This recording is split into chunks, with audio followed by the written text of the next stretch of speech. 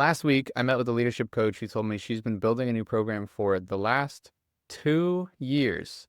And we launched a new pilot program in about 3 weeks. So welcome to the Change Champions podcast. If you're new here, I'm Riley. This is Ped. We both have 30 plus years of coaching consulting experience, and we now help leadership coaches to build their own client pipelines so they don't have to rely on random referrals or consultancies or coaching platforms for work ever again. And so that story really caught my attention when I thought about that contrast between her experience and ours. So we wanted to just talk through our experience over the last few months, really, of launching this thing, and talk about kind of the how, the why, and can pull back the curtain. The things that got in the way as well. Yes. Yeah.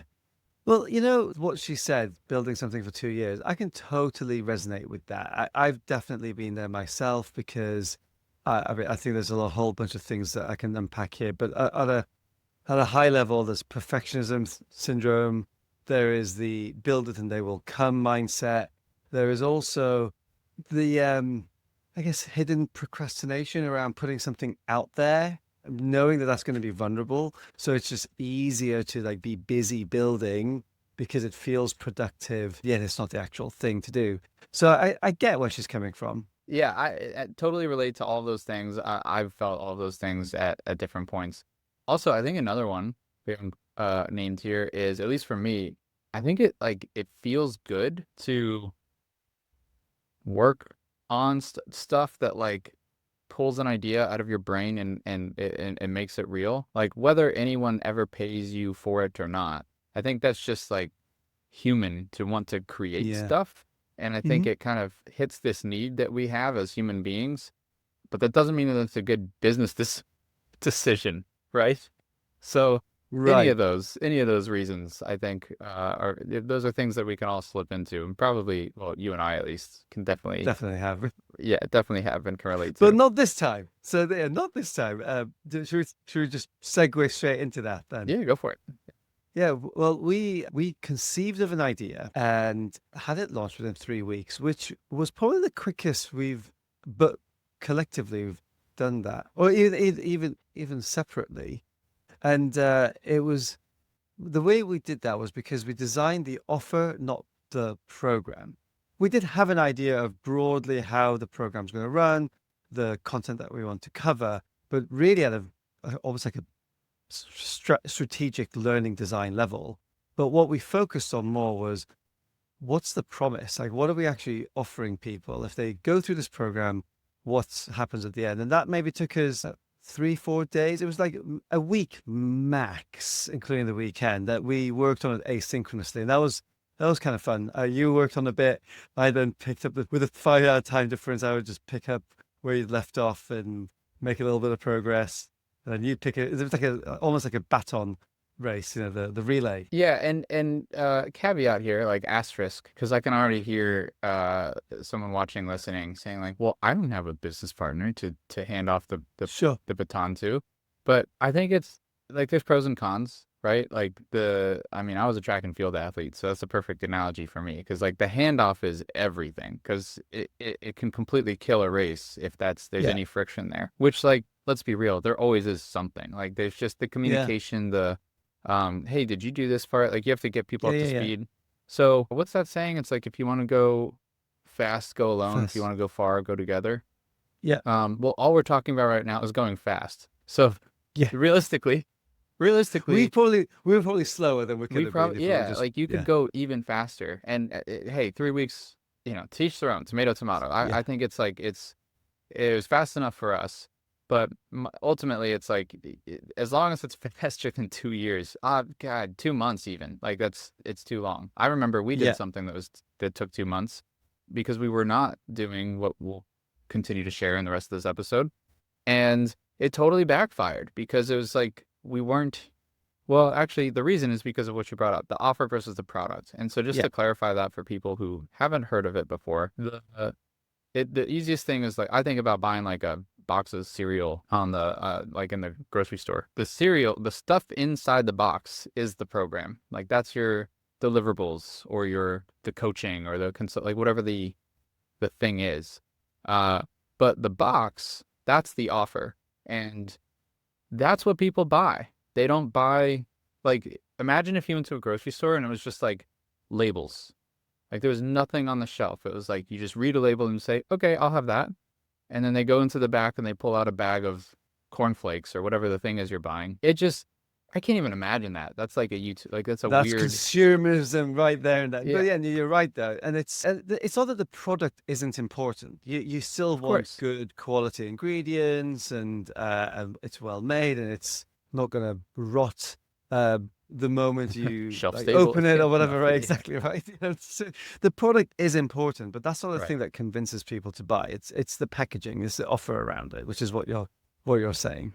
Yeah, and the odd thing is that most people spend more time and money investing in the getting better at coaching or making a better product than they do getting people to buy it. But that's probably a whole nother conversation. But the point is, the thing that people buy, as you said, is the offer. So that's what we spent time designing. And I don't know how deep we should get into it in this episode, but I guess can we just maybe just explain a little bit more other than the analogy of like the thing on the Yeah, box. So that's like it's not even really the name. I mean, the name of our pilot we launched was called Pipeline Builder. It does is to help exactly you what build your is pipeline. what It's not a sexy name. It's just super clear. I mean, the first pilot it offer does. I ever launched was called Network and Sell, and it was to help people network Network and then and sell. sell. It's Dude, it's so easy. Does very simple. there was an advert in the UK years ago about like I think some kind of paint for wood, and like you outdoor woods, like, and it does what it says on the tin, and it clearly was like wood paint or whatever. There you go. Yeah, paint for There wood. you go. Um, but yeah, for a coaching offer, it's more about like what is an outcome that you are helping get that person to or get that buyer to. And so if you're helping like a leader, let's maybe we should pick one for the example's sake. I don't know. Let's say like a head of L&D. That's kind of more up your alley. So what's like a Yeah. common outcome, Ped, that like a head of L&D that might be looking for like Yeah, someone heads to, of L&D, yeah. depending on what's going on in the business, they will be looking for their interventions, to kind of use a bit of a jargonistic word, to contribute to various company key performance indicators like KPIs or OKRs, like objectives and key results. And weaved into that is also potentials for it's like avoiding. So these are kind of downstream stuff around helping people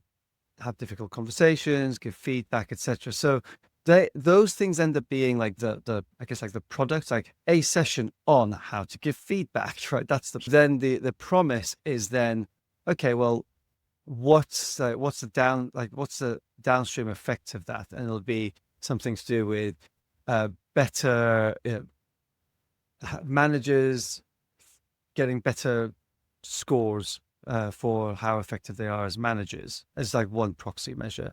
It might be also to do with how, depending on the type of team, if it's a team that produces, so how much they produce, how much money they make, those types of things. Because the better the feedback is, the more effective the team is, etc., etc. So there's all these kind of, I guess, proxy indicators and measures, but ultimately the outcome is the stuff that gets measured by the business. So that's what the offer needs to always link to that. It's never going to be, I'm selling you a feedback workshop, because it's like, yeah, sure, great, that's a commodity. But if Yeah. it's yeah, If they're super product aware, to use some more marketing language here, and so they are very solution aware, I should say, and so they know exactly what they're looking for, and they have a bunch of context, or they've done these things before, then maybe. But the reality is like they have a problem that, and you're trying to solve the problem. Like that's the world of business that we're in, and even in this example, like you can, if you're listening, you can hopefully tell, but there's a lot of nuance here because it depends on who you're selling to. So just like to use the cereal example, cornflakes, the main outcome, like the big words on the box, might be like high in fiber because it's like targeting adults that want to be healthy.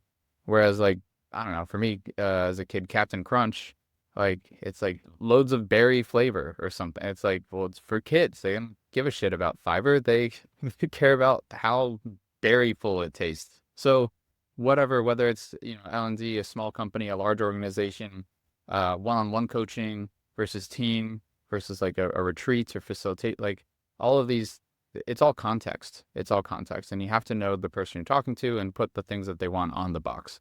And that is something to be designed. And that is what we spent a few weeks, well, or less, sorry, Well, a no, week less than a designing. week. Yeah. Yeah. Because Uh, then, and that's an expert because yeah.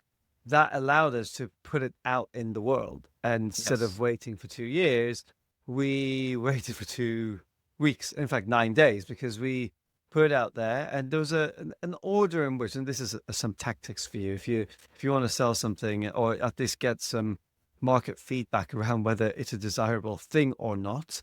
Do people actually want it? And this is not about going and saying, hey, potential client, or hey, somebody that could be a potential client, do you like this idea? And they go, sounds great. It's like, well, will you give me money for it? And you can take part. That's that's real market feedback. So some tactics for you.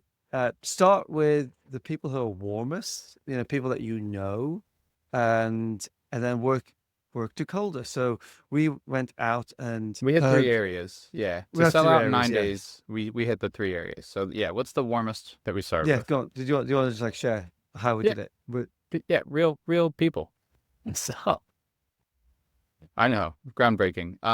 Yeah, we had been in conversation with A bunch dozens of people. of potential clients, leads, and those are the first people that we circled back to and followed up with. And you don't, or you shouldn't, I should say, only do that. You shouldn't only do that when you have something to sell, or else people like that's not really investing in a relationship. That's like the friend that only hits you up when they need to borrow $20. Like that is not a friend. So, if you want to actually demonstrate value, like there's a lot of other things that go into this. But when it's time to launch, if you've been building up your pipeline, which is what we talk And the about from rapport. Pipeline Builder Yes. and Report, yeah, then those are the people you hit first. You follow up with and you actually reach out, like send an actual email or a message or make a call to wherever the relationship exists. So that's And the first group. picking up from where you left off, because there's a Yeah, relationship, you've been in conversation. And the second thing was then, well, what's a slightly colder place to let people know about the pilot? Our email list. So this is where people have opted in to hear from us. So there's a little bit more trust there. It's not a completely cold audience, but we might not know. We probably don't. I actually don't think we do know every single person on our email list. No, I was going to say, do we? We could do, but no, there's definitely plenty of people on that list that we don't know. And then thirdly, we posted online. We use social media, which is obviously there's people that we're connected to, but the way these social media platforms work, and in particular we use LinkedIn, it does also give you the opportunity for the algorithm. It does give the algorithm gives you the opportunity for your post to be seen by other people, and that's how we did it for warm colder. and actually, to give one really clear example of that, because it's I think common, not even wisdom, what's the word? Common advice, I want to say. That's not always great advice, but I would just say it's probably outdated advice. Is to think of like it's talk of and funnels and lead magnets, and you cram people down a funnel, and then money Yeah, and yeah, yeah, clients yeah. come out the other end. But the reality is, I've heard it explained as more of like a web in recent years. And so the reality is, people can enter from all sorts. It's not linear. Like Hmm. it's stickier than that. So even though we've had so for this pilot group that we launched and sold out, some of the clients came from the follow-ups and reaching out to, the relationships that we've been investing in. But I know one in particular saw a post on LinkedIn and then joined our newsletter and email list and then responded to an email and then got on a call and then joined the program. So from top to bottom, bottom to top, like there's all sorts of different ways in, but Hmm. this is the order in which we would do it and did do it is warmest to coldest, like how we just described. And again, if you're watching this or listening to this and you're thinking, well, I don't have an email list and I don't really post on LinkedIn so much, fine. you still know people, right? You've been out in the world. You're successful at what you do. That success has exposed you to a whole heap of people, and it's really about making a list of those people, even if it's people that you think might connect you with people that you want to work with. I mean, that's for probably for another conversation. But we have, regardless of where you are in your business, regardless of where your pipeline is, you have somewhere to start. For sure. Yeah. I mean, it's just like the pilot I mentioned earlier that I launched years ago, before you and I merged together. I believe it was 12 seats that I filled. It took me about a month to do it instead of 9 days, but I think I had 300 followers at the time. Like, I didn't have an audience. Yeah. I didn't use an email list. It was literally just Yeah. reaching out to people. So that's also where we advise our clients to start with, even if you have a massive email list. It's like, just start with, you don't need that to start.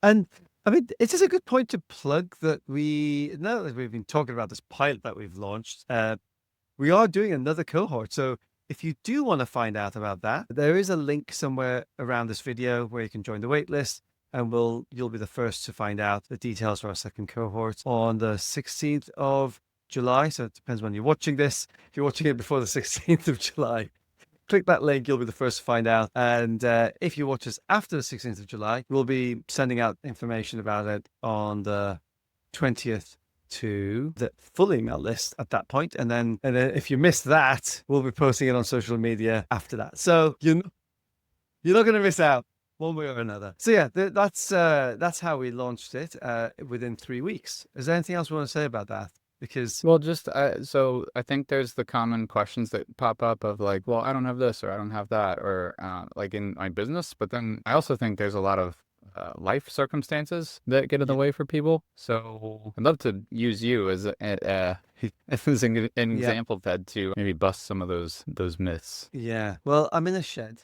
now with a bicycle behind me, trying not to reveal all the sweat like dripping down my face because of the poor ventilation in here. And that's because, well, I think it was about the time we conceived of the pilot. It was the beginning of May.